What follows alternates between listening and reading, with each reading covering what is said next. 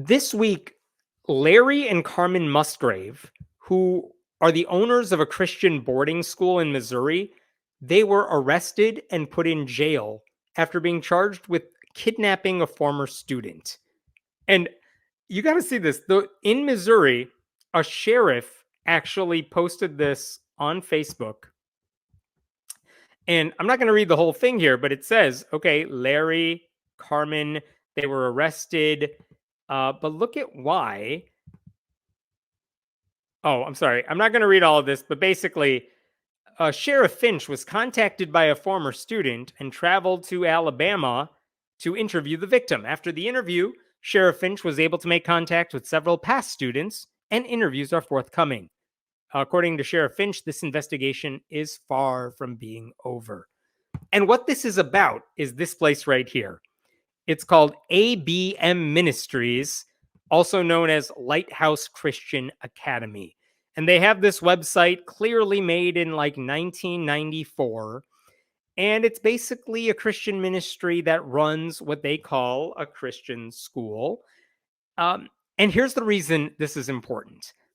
In Missouri, over the past couple of years, there's several Christian boarding schools that have been shut down because holy crap, they're doing bad things to these kids. Specifically, if you want to Google any of this, Circle of Hope Girls Ranch and Boarding School, Agape Boarding School. Google those, you will go down a rabbit hole. But the reason they have these Christian boarding schools in Missouri is because they're largely unregulated. They rely on their religious labels to win the trust of a lot of unsuspecting families. And basically, these families are told, hey, you have a troubled child who's acting out. Well, send them to our location and they will get a much needed faith-based rehabilitation. All you got to do is give us your child and give us a lot of money. And the thing that has happened is instead of making things better, the Christian ranches have basically become hotbeds of physical, emotional, and sometimes sexual abuse that leaves these children far worse off than when they entered.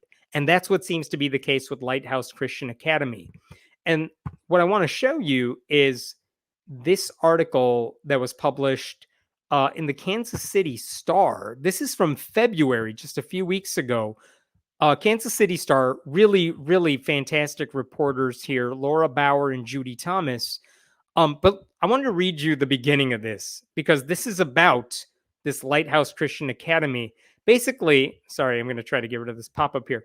Sierra Osborne was driving home from the store when two boys jumped out from behind a tree, waving her down.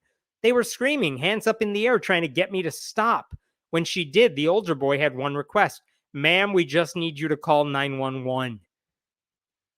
And there are two boys, ages 12 and 14, who had walked miles without coats in temperatures hovering between the high 30s and low 40s.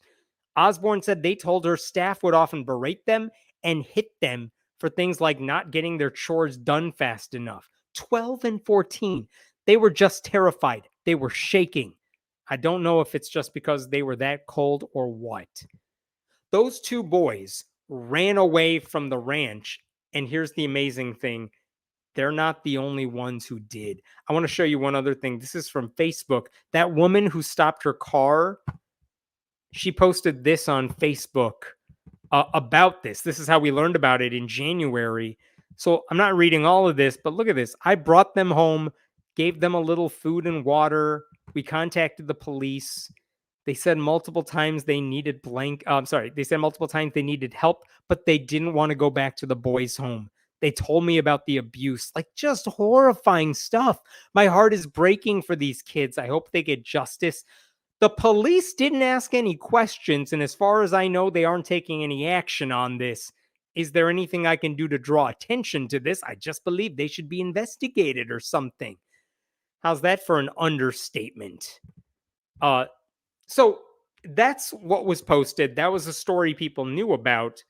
But here's the thing. After that article came out, it turns out there was a girl who attended the school like 2 decades ago. She told the reporters at the Kansas City Star that when she attended the school 20 years ago, when it was co-ed, now it's only boys, but when it was co-ed, she was forced to do manual labor, was physically abused, and placed in a literal chokehold by someone at the school. And it didn't look like those things had changed.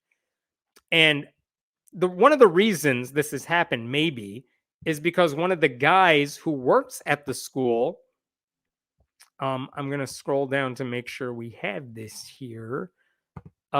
Where is this at that I was looking for? Maybe I don't have it. I'm going to tell you the director of ABM Ministries. His name is Julio Sandoval, and I'm going to talk about him more in a second. But according to the Star, 5 boys have run away from the school since the beginning of 2024. And as I showed you a second ago, the sheriff's department did put out a statement about all this, like shortly after. Look at this. The dateline here, that lady picked up those boys at the end of January. This is March 2nd. And this sheriff says, yeah, we know there was another kid. The people who ran that school, they were arrested. We said they were attempting to kidnap somebody. But look at the bottom here. I anticipate more charges as the investigation continues. I know you can't see it because my head's in the way. There you go. I anticipate more charges as the investigation continues, with more alleged victims coming forward. It makes it sound like that lady was asking, why is no one doing anything about this? The sheriff's like, no, I promise you, we are doing stuff about this. We're in the middle of our investigation. Like, we need time. So I'm not sure why the arrests came now, when it seems, according to former students, they've been telling their stories to law enforcement officials for years. And even the 2 boys who were picked up by that nice woman, they said they told authorities about it. But at the time, they were told they didn't provide enough information to meet the criteria to launch an investigation. But according to the sheriff, an investigation is taking place, and we've been working on it for a while. In fact, in that statement, he said an active investigation was launched several months ago. Who are you going to believe? The law enforcement official who says, we've been working on this for a while, or all the students who say, we've gone to the police and told them our stories, and they told us we don't have anything? So that's one thing. I also am not entirely clear why the Musgraves, the man and wife who were arrested, I'm not sure why they were charged with kidnapping when there are so many other things that they appear to be doing wrong. I don't know about that. But according to law enforcement officials, they raided the school on Friday. There were still 19 boys held there in captivity, apparently, and I don't know what's going on with them.